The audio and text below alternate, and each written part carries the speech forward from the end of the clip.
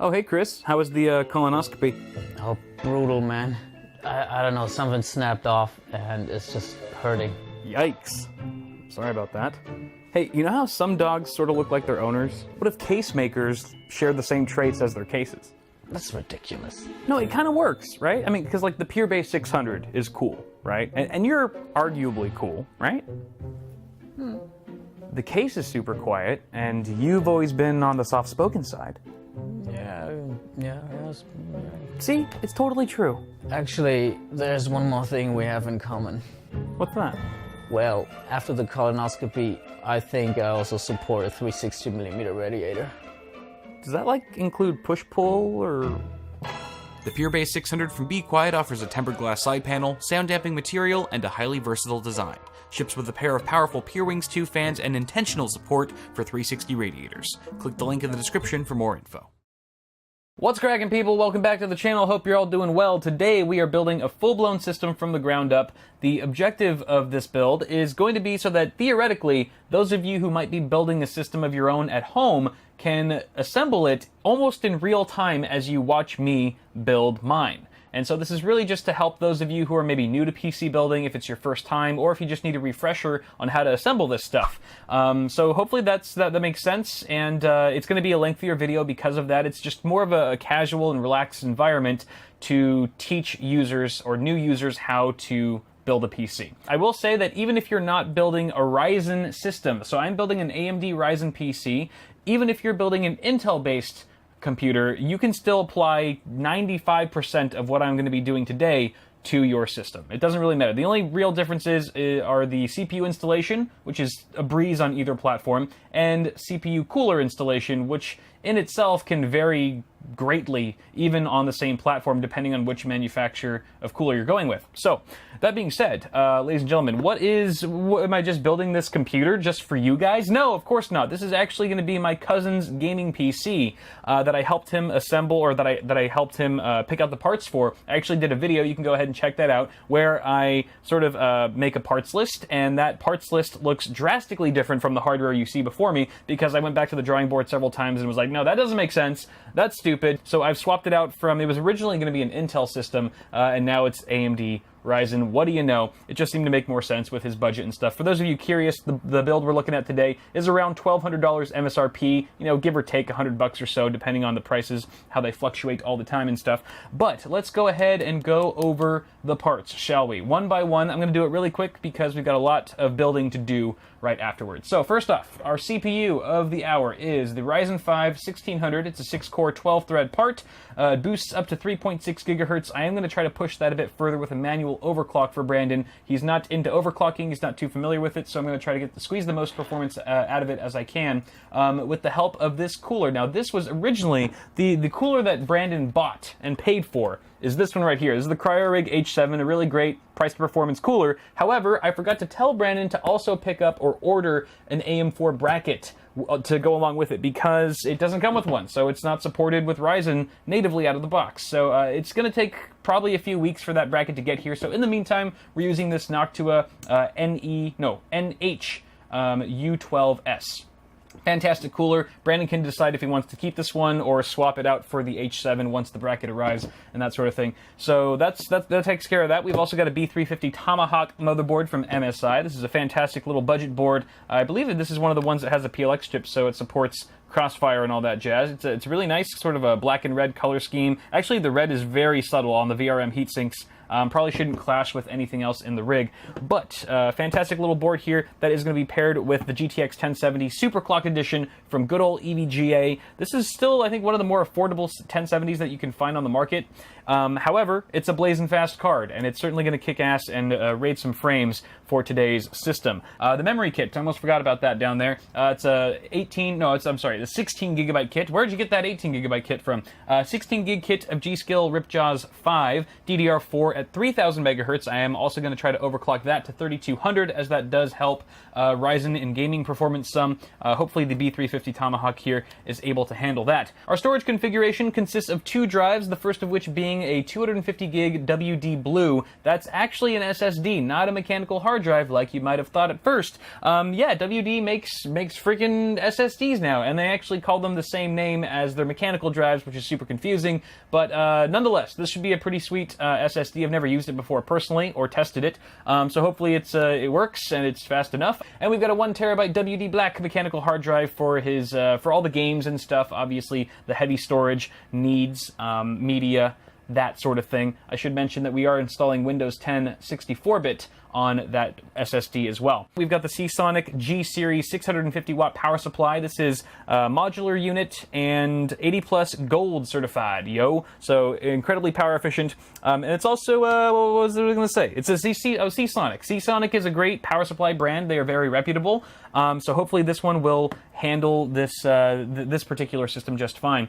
And then finally, our case of the hour is the NZXT S340 Elite in white. I gave Brandon a couple options. He really wanted a white case, so I gave him this one along with like 3 or 4 other popular white cases. And this is the one he came out with. Was like, this is the one. This one right here. And I completely agree. I love this case myself. I've built a couple systems in it already. It's got a beautiful tempered glass side panel. It's got radiator support at the front in case he wants to upgrade the cooling solution later down the line. And it's just a really nice chassis for not too much money. And then finally, just to give ourselves a little bit of an aesthetic bump for the rig, I have included some Fantex white sleeved extension cables to make things look nice and pretty. Oh, there's one more thing. As a thank you to Brandon for letting me build his rig and film it on the channel, I am throwing in, free of charge, an NZXT Hue Plus RGB LED unit, which is probably the biggest, baddest, most awesome RGB accessory you can add to a system here in 2017. So that's going to definitely spice things up and add some bling. Definitely going to give us a bling factor for today's build. But those are all the parts, ladies and gentlemen. So I'm done rambling. I'm going to go ahead and start building.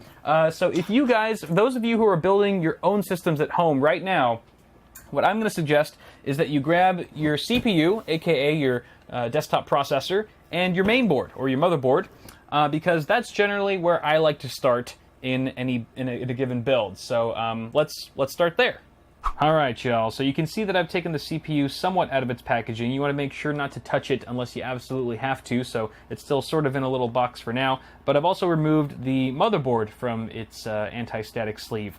And you'll notice that there's a bunch of other stuff on this table. I'm going to go over everything. But when you take your motherboard out of its box, you want to also take out a few important accessories along with it so that they're just on hand when you're ready for them. The first of which is your motherboard I/O shield, and we're going to see what this exactly is for in just a bit, as well as your SATA cables. I would take out a number of SATA cables equivalent to the number of 2.5-inch or 3.5-inch drives that you'll be connecting to your system. So in our instance, we've got 2 drives, 1 SSD and 1 mechanical hard drive. So I've actually pulled out all 4 of the cables since they come connected. But you can take those out as well. And then your motherboard manual. So this is the Tomahawk manual. You might need to consult it at some point. And then the other stuff on here, these are just sort of like tools that I use when building a computer. The only one you absolutely need, well, let me get the CPU out of here. That's not a tool, really. So we've got the one you really need is a screwdriver. You need a Phillips head screwdriver. This is a number 2 Phillips head screwdriver. Any sort of length will do, but I generally prefer a slightly longer one. Woohoo! Just makes it a little bit easy when screwing in screws and stuff. But magnetic tip also helps a lot. Not required, but definitely appreciated. Makes things a bit easier.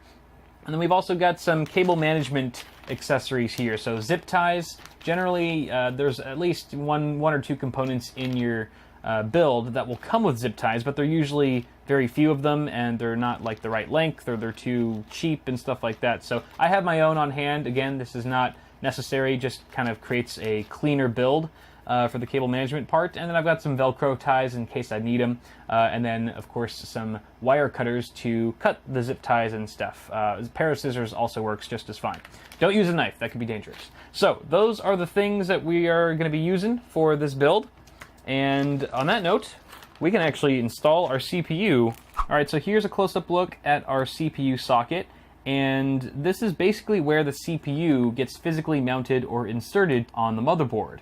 And this one in particular is the AM4 socket. AM4 is only compatible with AMD Ryzen CPUs, at least at the time of filming. So don't bother putting in a non-Ryzen AMD chip or an Intel chip, God forbid. Bad things will happen if you do. So just stick to Ryzen for AM4 and you'll be good to go. So if you are building an Intel rig right now, I would suggest going to some sort of tutorial. Maybe I'll link one. I'll put a card somewhere if I can find a good tutorial on how to do that on the Intel platform. But for ZIF sockets for Ryzen, it's really quite simple. All you do is lift up this bar here. There's a little bar that's got a little latch. You kind of got to push it to the side a little bit and then lift it up like so.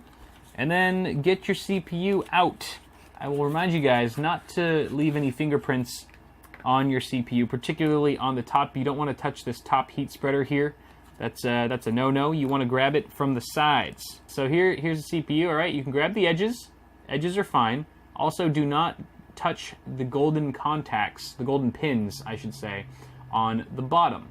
All right, that's a no-no as well. That's very important. You want to keep that as clean as possible. The way you want to do this now is you want to take note of the golden triangle. There's a golden triangle on one of the corners of the CPU. And you want to match that with the small, tiny-ass triangle in the corner of the socket. You can see there's a tiny little corner, or I'm sorry, yeah, a little arrow right in the corner there.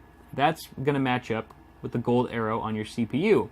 So the way you want to do this is grab it with one hand, one finger on each side. I use my thumb and my index, and you just go straight down into the socket. You'll notice that the pins, you have pins on the bottom and you have pin holes in the socket. So obviously you're going to be slotting all those pins into all those holes, and it should just drop down. It should feel snug. It should feel like it's in there, and you can give it a little wiggle to make sure that it's fully down.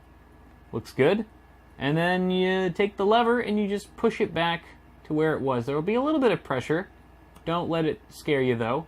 And once the lever locks back into place, voila, you've just installed a CPU. Now some CPUs, including the one that we're using today, come included with a stock cooler. And this one in particular comes with the AMD Wraith Spire, which is a fantastic stock cooler, but we're using something a little bit better. We're using that Noctua cooler that I mentioned earlier at the beginning of the video, so we actually don't need these mounting bars. These mounting bars on either side of the socket, those are for the stock cooler, but we don't need those. We want to make way for the Noctua cooler bracket, so we're going to actually remove these by unscrewing each of the screws. There's 2 screws on either side, and upon removing them, the mounting bracket should pop off just like that. Do the same thing for the other side. So we are going to want to keep the AM4 backplate in place because that's how we're going to mount our third-party air cooler here. And this is where things get a little tricky because there's no standard method for installing CPU coolers. It all sort of differs based on the manufacturer. This Noctua cooler installation will be vastly different than an NZXT cooler versus a Thermaltake cooler versus a Phanteks cooler, a Corsair cooler, and so forth. So this is really the only part in the build where I'm going to have to leave you guys on your own, I promise.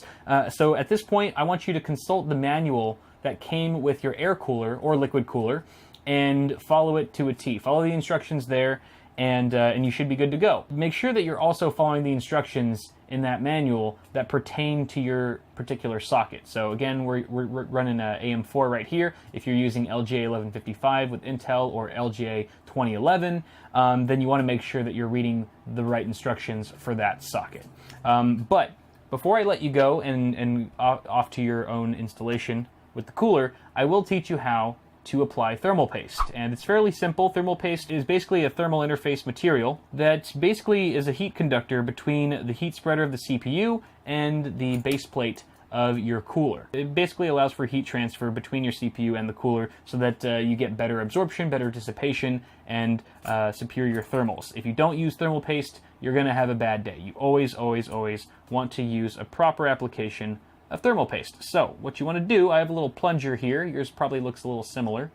I like to do the grain of rice method. So straight in the middle, it's just how it sounds. You want a grain of rice size of thermal paste. You can go a little bit bigger. I would say grain of rice works for LGA 1151, for example, and similar, because it's a smaller chip, and you don't really need that much. Ryzen's slightly bigger of a heat spreader, so we're gonna do the green pea method the green pea method is slightly bigger than the grain of rice. Bada bing, bada boom. Beautiful. All right, and ideally the theory here is that once you push this thing down, once you smack it down on the CPU, it's just going to spread it across the entire heat spreader. And so you'll actually get much fuller coverage than what it looks like right now. So on that note, why don't you go ahead and install your CPU cooler while I install mine, and we'll meet back afterwards. Sound good? All right, go for it. Good luck. I believe in you.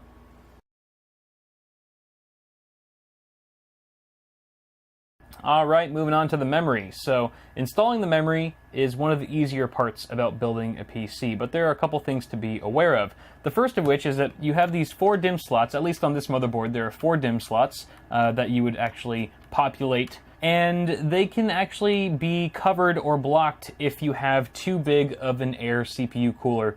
Now this one is fairly slim, so we're not running into any clearance issues, but you might have one that's too large and kind of encroaching on these leftmost DIMM slots, and that could be an issue. Hopefully, if yours is only encroached because there's a fan on the side, you should be able to pop the fan off, and it'll give you more open access to those DIMM slots, and then you can go ahead and install your memory modules.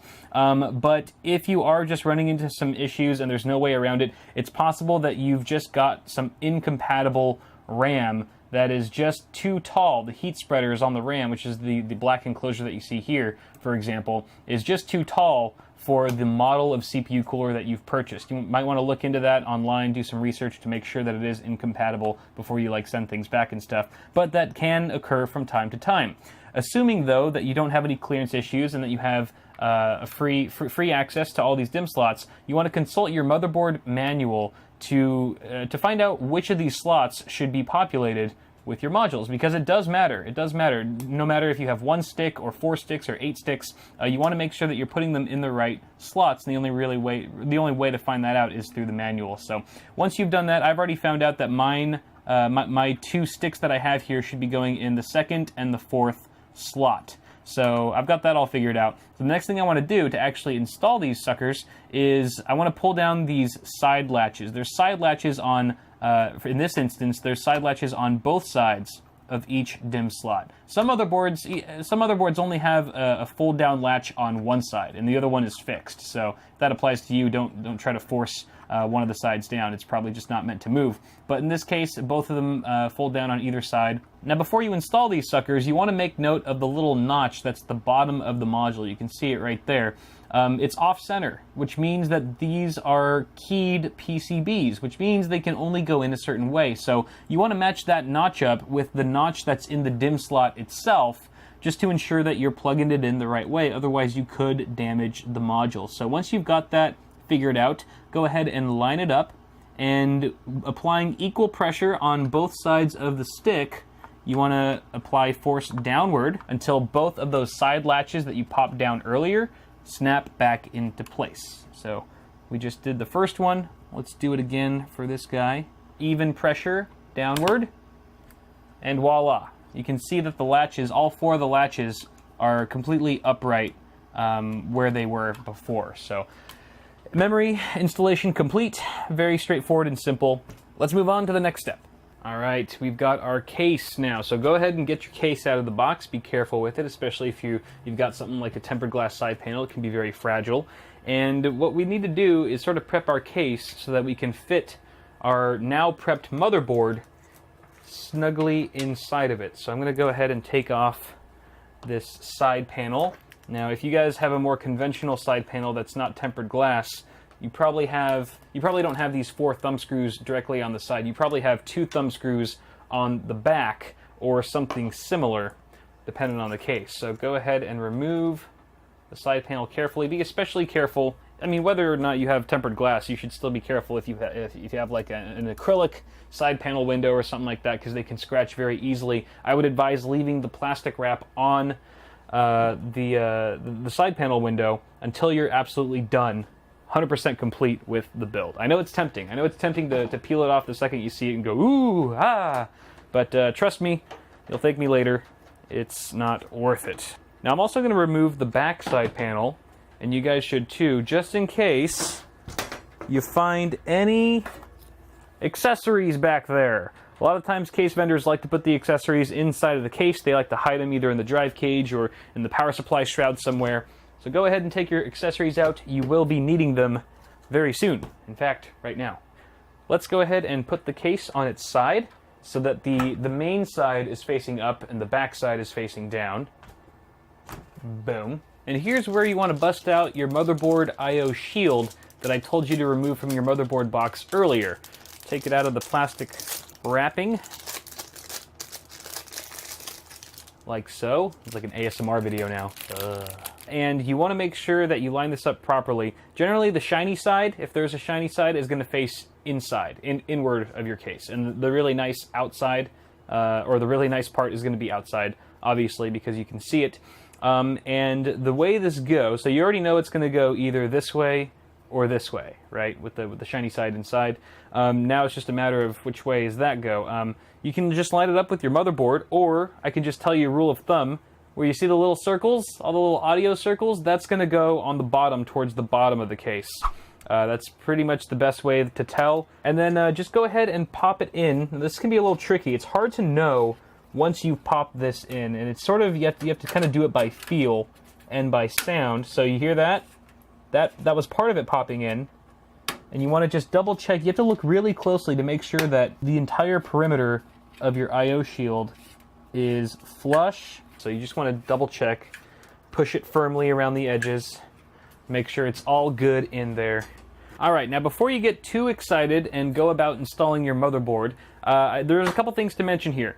First of which, if you are using an air CPU cooler tower sort of thing, like I am right here, then this doesn't really apply to you. But for those of you using liquid-cooled AIOs of any kind that have radiators and things like that, you want to make a note of whether or not it makes sense to install your motherboard first before you install your radiator. It can kind of depend. For the most part, I would say the rule of thumb is you install your motherboard first and then your radiator, but there are some instances where the reverse is true and makes more sense for that particular configuration. So you just want to sort of think it through. If you're not sure, maybe just look up in certain manuals to see what they suggest, or if it's not there, look online, but that is something to point out. The other important thing to note before you install your motherboard is that you have your motherboard standoffs installed. Now, NZXT has already done us the solid of pre-installing these, and these are these little metal pegs that are sticking out of the motherboard tray that give your motherboard a little bit of lift. It kind of prevents the trace layouts on the back of your motherboard making contact with the steel surface of the case itself to prevent any sort of shortages and things like that. So it's very important that you have these in place.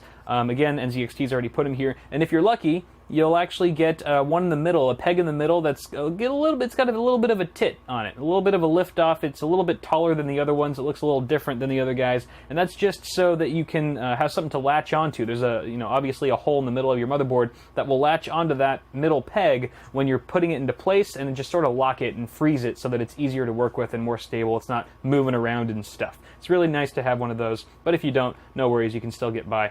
Now, the other thing to be aware of is that not all standoffs should be in the same place for every situation. For example, these are in the ATX configuration for ATX motherboards, which I in fact have right now. So that's good. So I don't need to change anything here. But let's say you were building for some reason with a micro ATX motherboard and you needed to rearrange the standoffs to accommodate that particular form factor. You can either look in your case manual, or if it's not there, it could be etched directly onto the motherboard tray, where here it says, micro ATX, ATX, ITX, and it gives you sort of a legend, and you can figure out where the standoffs go for that particular form factor board.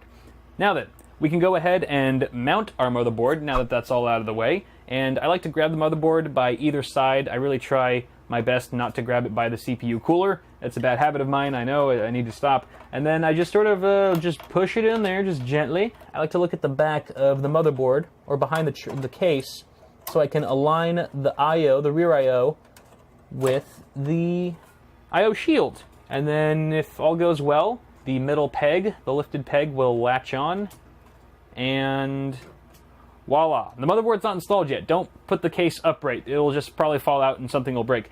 We still need to screw it down. So we've got some screws here. You're going to want to get the accessories out that came with your case, with your chassis. And then with your hopefully metallic tip screwdriver. This is where the metallic tip really comes in handy. You're just going to go ahead and screw those down. I should mention, when you're installing the standoffs underneath, you want to make sure to tighten them, but you don't want to over tighten them because they can strip and then they'll just like do the infinite spin, and that's not good because then these screws won't really go in at all. And then likewise, when you're screwing in these screws, you want to make them snug, but not too snug. Again, because you could strip them, and if you over tighten them, then removing them, when you remove them, you might actually pull out a standoff, or the standoff might come along with it, and that can be a pain sometimes to work around that. So you can expect with a standard ATX motherboard that you have to input about 8 or 9 of these screws. We only have to do 8 because the middle standoff is a raised one, but if yours is not raised and it looks like all the other ones, then you will have to put a 9th screw right there. And voila, now we can say our motherboard is properly installed. We can put the case up if we wanted to, which we're going to actually need to do now to install the power supply. Alright, so I've got my power supply here, and sure enough, it is partially modular, which means you have some of the essentials that are just hardwired into the power supply, and the accessories, or the peripheral cables, if you will, are separate. So you could plug these in as you see fit, depending on what devices you want connected, which is really nice. Helps clean up cable management a bit, because you're only connecting the cables that you need, instead of everything and trying to find a place for the ones that you aren't using. So I've kind of already figured out which ones I need. The ones that are connected are the standard essentials that most people will be using anyway, which is your 24-pin ATX. This goes to your motherboard directly, as does the 8-pin EPS. This is the CPU connector. And then we've also got one for PCI Express. This is for your video card. We've actually got 2 8-pin connectors. These are 6+2 pin design. You can see that they kind of split off, and this is going to be plenty for our video card, so we don't need to add additional PCIe cables to this guy. What we do need are our peripheral cables. So we need some SATA cables here, both for our 2 drives. We do have an SSD and a mechanical hard drive that are SATA. They use SATA connectors, so we're going to need to power them with this SATA plug. You can see that there's actually 4 SATA connectors on this one cable. So hopefully, if we wire things properly, and this cable is long enough, we'll be able to wire both of those hard drives with one cable. 2 birds with 1 stone, so to speak. And then we've got one more of those. This is another SATA cable, exactly the same as SATA power, that is actually a little bit shorter, and there's only 2 connectors on this one, and this is going to be going to our NZXT Hue Plus. You may have other SATA-enabled devices that need to be powered, such as, let's say, a built-in fan controller into your case. Or there's Molex as well. Molex is a completely different plug that did come included. We do have some Molex cables included with this power supply, but we don't have any Molex devices that are in this system, so we don't need to use those. The other thing is, with the matter of which way do you want to install the power supply, I generally say face down, especially with cases now having ventilation slots at the bottom with dust filters, as this one does. If your case does not have any sort of ventilation at the bottom here where the power supply mount is, then I would say flip it up top. Otherwise, I would go to the bottom. Now, this is a bit of a unique layout. Actually, there's plenty of cases that do this, but the S340 Elite actually has this bracket on the back with removable thumb screws, which you still, for some reason, need a screwdriver to remove. That's silly. And this is what you want to attach to the power supply first before you install it. I would say most cases do not use this method. Most cases you just slot the power supply in. Oh, that's the wrong way. You would just put the power supply in, and then you would just directly screw in 4 screws into the existing holes. But this is a little bit different. NZXT is getting all clever with it, so I'm going to get my power supply screws that came included with the case. I think you might also get some screws that come with your power supply, but more often than not, they're going to come with your case. So we're just going to mount this guy on here.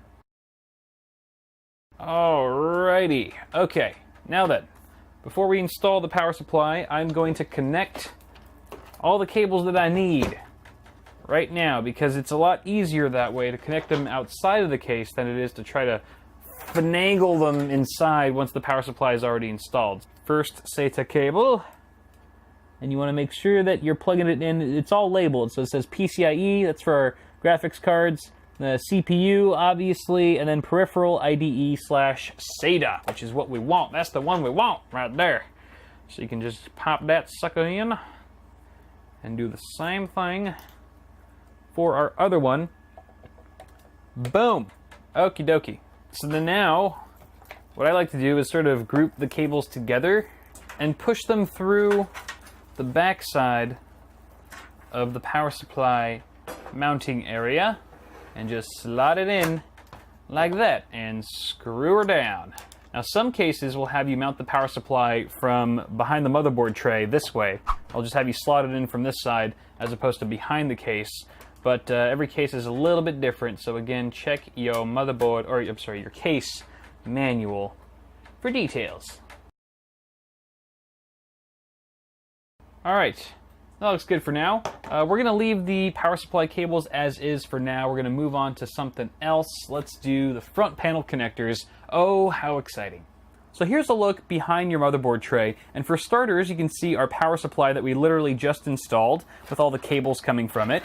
But then you've got this whole other mess of cables that seems to be stemming from the front of your case. Apart from these two, these are fan cables, we'll talk about that later.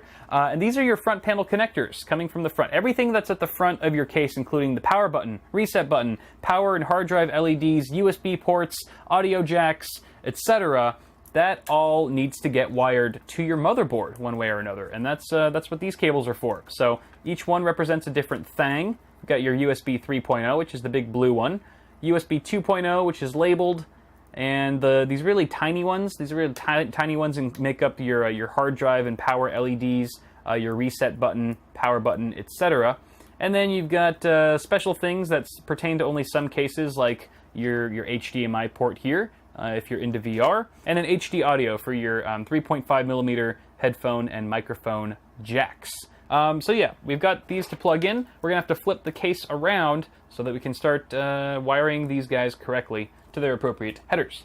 Alright, so we're on the other side of the case now. You can see I've already routed all of my front panel connectors through the various cutouts in the case. Now I did this strategically. I didn't just pick any old cutout and stick a cable through. I actually routed each cable through the cutout closest to its appropriate header, which is why the HD audio connector, or the HD audio plug, is right next to the HD audio connector on the motherboard. The USB 3.0 connector is right next to the USB 3 header on the motherboard, and so forth. So that makes it really easy for plugging and chugging, plugging things in.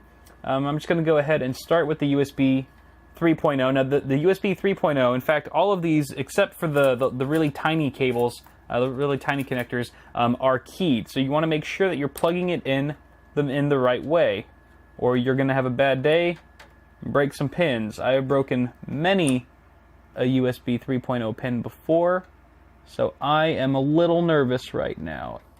There we go. USB 3 is secured. Moving on to the little guys. We'll move on to the little guys. The little guys, so we've got power LED, and hard drive LED. The common one that's missing here that the S340 Elite does not have is the reset button, but that's okay. We're gonna locate it on the motherboard. It's right here for this particular board. You're gonna have to look it up in your motherboard manual. Each board's different as to where these little guys go. Actually, sometimes it's printed. Oftentimes it'll be printed somewhere on the motherboard telling you where the pins go, and in this case we do see that. Power switch is plus and minus that way. If you're not sure which way is plus or minus on the switches, I believe it's you'll see a little arrow indicating plus, the positive. Side with the no arrow is the ground, and then we've got the hard drive LED, which is right there on the bottom. Underneath, this could be a pain. There we go. All right, little bastards are all plugged in. We can move on to our USB 2.0, which is right next door. This is also keyed, as I mentioned. And if one of these pins snaps off on any of these headers, you're pretty screwed. Oh, also, by the way, for the USB 3.0, I should have mentioned this earlier, I'm sorry. If your motherboard has 2 of those ports, it looks like you could plug it in either or. See how this one also has a USB 3 port down there? They are effectively identical, so it really doesn't matter which one you plug it into, just whichever one is more convenient or what have you. And then this is the HD audio. There she blows. There she blows. Front panel connectors are installed, ladies and gentlemen. Let's go ahead and do the fans next. I'd like to start with the little wires first, and then we can work our way up to the big kahunas, like our 24-pin ATX and PCIe after we install the video card and stuff. So, fans. All right. Fans, actually, we don't even have to cut right here. You'll notice that there are no fans at the front of the case, which is kind of odd, and that's by design because NZXT is expecting the user to install an AIO at the front of the case, which comes already with fans. So, since we're not using an AIO, we're using a air cooler, not a liquid cooler. We are going to install 2 additional fans for my cousin. So I've got actually 2 NZXT fans. These are from my my other NZXT case. These are 120 millimeters. They're exactly identical as the existing fans in the case. So we're going to install them at the front as intakes. And to do that, we first have to pop off the front panel of this case. You just pull it like that. Not every case will have the front panel pop off so easily. Some of them have latches that need to be undone and so forth. So let's just install these guys. There's a little cable cut out here. Can you guys even see what I'm doing? Yeah, you can. Where my fan screws at. All right, we've got direct airflow now going straight to the CPU cooler and soon to be the video card, which we're going to pop right there. And now we shall route all of the fan cables to the various fan headers on the motherboard. We should first locate where those headers are. There's one here, there's one here, and we got 2 up here. And then the 5th one is actually being populated already by the CPU cooler here, this fan. So, you want to approach wiring your fans the exact same way as you wired your front panel connectors. Route them through the cutout that makes the most sense nearest to the header you wish to plug them into. And generally, if you're dealing with a decent case, there will be a cutout at the very top. A couple cutouts if you're lucky, which is perfect for these top-mounted fan headers because they just kind of stay out of sight, out of mind. And this bottom one here, I think I'm going to connect the back fan because it seems the closest. Sorry, I know you guys can't see anything because my fat fingers are in the way. There's really no other way to do this though. Okie dokie. Fans are plugged in. Next up, we are installing our hard drive. And this is a 3.5-inch drive, of course. We are going to install it in the only 3.5-inch drive cage in this case. And every case is a little bit different where the mounting points exactly are. Go ahead and consult your case manual for those specifications, and then once you know what you're doing, you can just pop in the drive, or, you know, there's different mounting solutions. Some of them have little, like, wing brackets that fold out the sides. Other ones, you just screw them in like this. Heck yeah, going old school. You'll notice that there are 3 threads on either side of a 3.5-inch mechanical drive, for the most part. You're going to want to screw all those down. Don't skimp. Don't think like, oh, I only need to put 2 in. No, put that 3rd one in, because there are moving parts in a hard drive, yo. And those moving parts, like a needle and a platter and a little green man. There's a little green man in every hard drive. No, there's really not. And if your hard drive's not mounted properly and securely in your case, then all those moving parts can end up making lots of vibration and noise, which is quite unsettling. Make sure you do your job and screw them all in. Now, this is a unfortunate design. I should have thought to plug or screw this in earlier. There's only one screw hole here on this side. The case only gives you one screw hole, so I'm screwing it in with my hand, which is not good. I'm going to get a smaller screwdriver. I have a little screwdriver head here. That's really the only thing that I could fit inside of this tight space. Woohoo! Is just the tip. Woohoo! It should get it tight enough, though. All right, there's our hard drive. Look at him, so cute. He's all secure and mounted and stuff. Hey, what is this? What is this right here? This looks awfully familiar. This almost looks like that one SATA cable that we had plugged into our power supply from earlier. Oh my lord, it is. And it is also, it's the same L shape. My goodness, so you want to line that up and just push it in. Just nice and easy. Oh yeah, right there. That is firm. That is real firm. SATA power has been connected, but wait, there's more. You need data. So let's get a data cable. Remember the other accessory that I told you to get out from your motherboard box way back at the beginning of the video? Yeah, it's time. It's time to whip one of those out, if you know what I mean. So we're gonna get one of these. Now these have two different connectors, or two different ends. You can get flat. You can get flat on both sides, or you can get one flat and one right angle. It just depends on what the manufacturer has given you. Usually they give you two of each. And generally, if you're using the right angle, I like to save that for the drive itself, as long as it makes sense to do so. So that looks pretty good. And then the other end just goes into one of the SATA ports that's on your motherboard.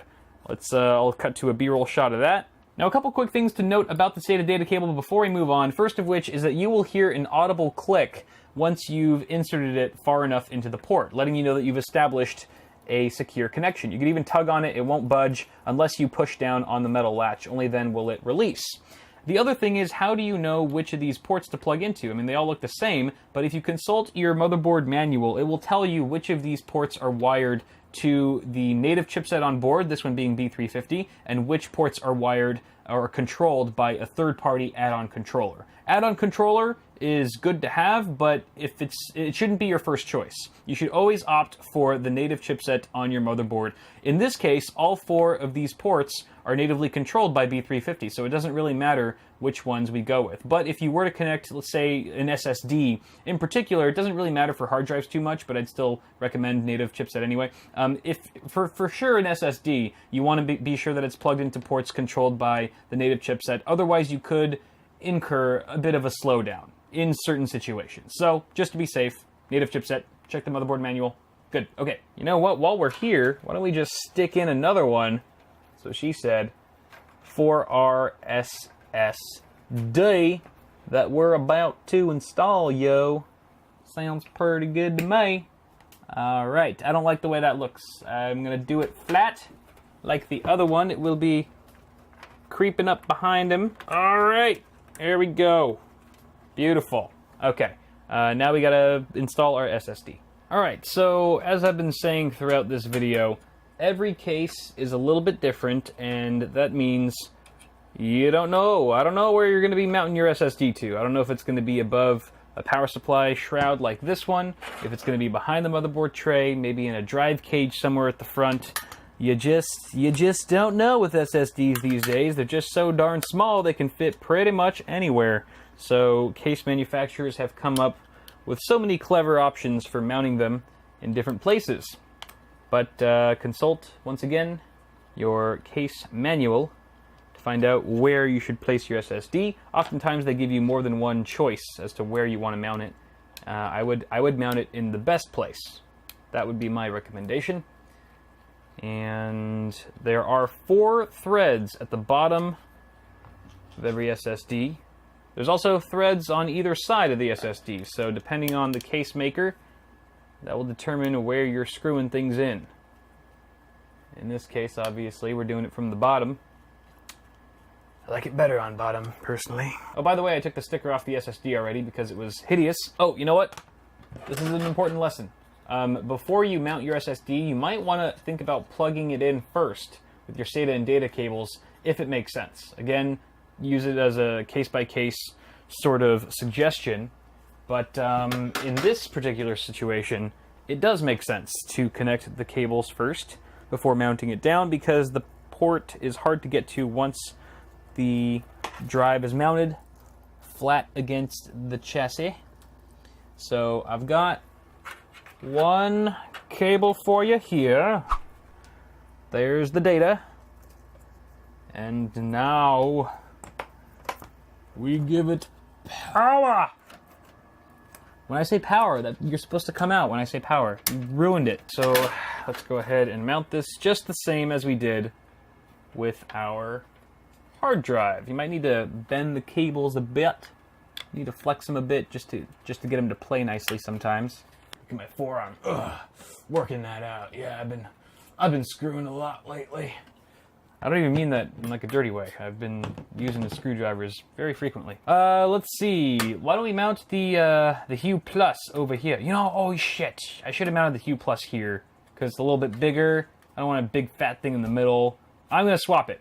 I'm swapping it. I don't care. So the Hue Plus is also 2.5-inch form factor, although it's kind of a fatty form factor because it's like 30 times as thick as this thing.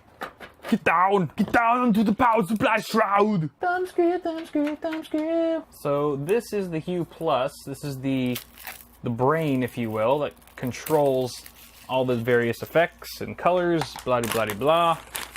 And this particular kit comes included with some strips that you can attach to the brain.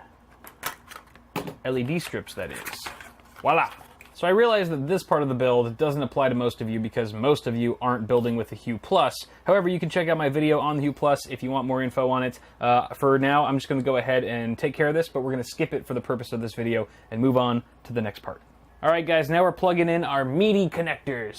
They're not really called meaty connectors, they're just the bigger plugs, certainly much bigger than the front panel connectors or the fan headers. So starting with the 24-pin ATX. This is our supplemental motherboard power connector, and it's the big one. It's the big, fat, chunky one. It's hard to miss. 24 pins, if you want to count them, just to be sure. And you'll notice that there's a clip on one side and no clip on the other. All right. Remember that clip, because there'll be a little edge sticking out, a little latch on one side of the connector, so the clip will go on that side. So yes, these are keyed. They will only go in that one way. Sorry, my hands are in the way. Oh boy. Boom. All right, it's plugged in. Next up, we've got our 8-pin CPU connector, and this looks like 2 cables, but it's actually just one, and it splits off into 2. The end that splits off into 2 is the part you want to plug into your motherboard. Sometimes when it's split, you'll actually have a little mechanism to lock the 2 halves into place so they stay together, like so. And then the header on the motherboard that you plug this into is typically located in the top left corner, right there. So you just gotta feel around for it.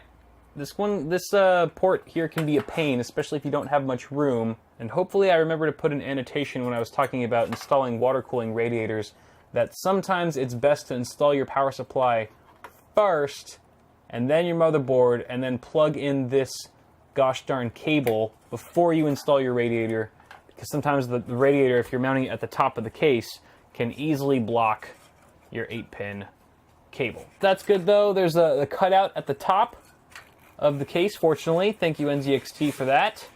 Just route it right through. Oh, there's our LED strip falling down.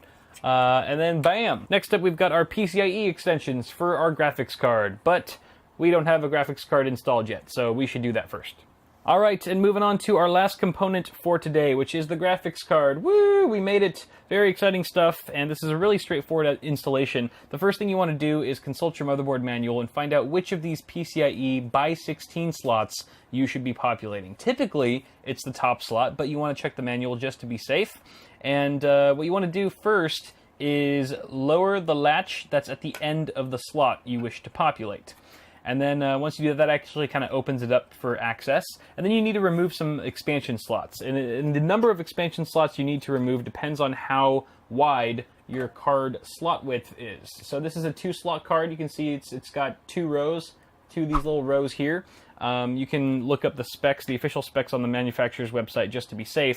So you're going to remove, since we have a 2-slot card here, we need to remove 2 expansion slots. The first one being the one that's just adjacent to the slot itself. And then since we're going to need room below that, we have to remove the expansion slot beneath that first one. So very simple process here. You're going to want to undo the thumb screws. In the S340 Elite here, there's actually like a second panel, or there's like a big panel that you have to remove first in order to access the thumb screws. So I'm going to go ahead and do that first. Most cases don't have this, so that's one less little step you have to worry about. All right, so that panel's gone, and then you just remove the 2 thumb screws that you need to access their expansion slots there. Haha! Look at that. All right. Beautiful. So now we have room for the video card. We're going to go ahead and just hold it gently. And you want to just sort of line it up with the slot. And you'll see that there's actually a notch. You'll see there's a notch in the video card connector. And that should line up with a notch in the motherboard slot. And very much like your memory, you'll hear a nice click. A very satisfying and noticeable click. And then you just go ahead and screw the thumb screws back in. You want to make sure that they're fairly tight. You don't want to over tighten, but make them snug. Mount this plate back on. And finally, you want to connect your PCIe connector. Very, very similar in how we connected our 8-pin EPS CPU connector and our 24-pin. It is keyed. There's a clip on one side and also a latch on one side of the connector of the video card itself. You want to line those up. And if you're rocking a similar plug like this where it's a 6+2 design, then you want to make sure that those are sort of connected. There's a little bit of a ledge at the bottom, at the base of the plug itself, and you want to make sure that that is flush before you plug it in. If you do it all correctly, it'll go in like so. And then you want to route this obviously through the best possible grommet. You could route it through this right here, this sort of sidebar, at least for the S340, or it could go down below into the basement, but I kind of like it behind. It just makes it a little bit more discreet. It's all a matter of preference on how you like the look. Okay, and then obviously you always want to make sure that all the plastic wrap that comes on your fresh products is removed before operation. You don't want any of this stuff getting too hot. These computer parts can get really toasty. You don't want melted plastic in your rig. All right, I think that's good. I think we're good. I think on that note, we just got to take care of some cable management, which is on the back side, and we will be completely done with my cousin's PC. And hopefully you'll be done with yours too. So where do you even begin with something like this? This is pretty intimidating if it's your first time or you're not too familiar with how to do this, but it really is quite straightforward. And honestly, guys, I've done, this is sort of an old video, but I have a in-depth video on cable management. So you can go check that out for even more detail than I'm going to give here. This is going to be more high level. But essentially, you have to see at first what you have to work with in your case. So this one in particular has a huge basement. There's just like this huge enclosure that goes over the power supply and the drive cage, and you could just stash a bunch of cables down here and it wouldn't be visible on the other side whatsoever, which is your beauty side. You want that side to look nice. This side, more or less, it doesn't matter as much. It's kind of a personal preference thing. But for me, since I have this nice basement to work with, I am going to be taking advantage of that and stuffing a lot of cables in there, being a little bit lazy, but hey, if it's there for a reason, I'm going to use it. Now, for those of you who don't have a nice big basement to stash a bunch of cables in, you probably just have to do it the old school way and sort of tie down. You have to group together cables. All right, you have to find out what makes sense when you bunch them up. All right, which cables can be bunched together, and using zip ties in tandem with the tie down points that are around your motherboard tray, should you have them, is always a good idea. That keeps the cables really flat and up close against the motherboard tray so that you can fit your side panel on once you're all done. The other thing that this case has that not many do are these little cable clasps. This is not actually very common on most cases these days, but it is very handy. I'm going to be using these as well to aid in my cable quest. You obviously want to make sure to connect your extensions, all the extensions that you've used, to their appropriate cables coming from the power supply, otherwise your components won't work. So fortunately, thanks to NZXT's brilliant cable clasps here, I don't really need to use many zip ties at all, but I will use it for our 8-pin CPU connector here, since it's sort of off in right field. Once you're done with your zip tie, you can go ahead and snip it off with your wire cutters or scissors, whichever one. And we didn't even have to use any Velcro straps because just the cable management in this case is super boss. But there you guys have it. There's cable management, pretty much done. Again, like 90% of this was just shoving stuff into the basement. but hey, it works, and it's not too difficult to redo or rewire things or service it in there if we absolutely need to. But hey, holy crap, our build is done. That's a horrible angle. Let me go ahead and change things up for you so you can see what it looks like all powered on. Alright guys, so I discovered the audio clip for this outro was actually corrupted after I sent the rig home with my cousins, so I gotta do this lame voiceover while you watch me turn the system on for the first time, but technical catastrophes aside, the build was a success. The rig posted just fine and seems to be in healthy working condition, so hopefully those of you building at home find yourselves in the same boat, and you're now ready for Windows installation or whatever operating system you choose to go with. I'm sorry if this video didn't have the same amount of polish as some of my other content, because it was just really long and kind of difficult to edit, but I hope it helped you along with your own build and leaves you with a new sense of confidence and appreciation when assembling a PC. So if you enjoyed the video, don't forget to toss me a like on it before you go, and feel free to subscribe to the channel for more tech stuff on the way. Have a good one, guys. Thanks so much for watching, and I'll see y'all in the next one.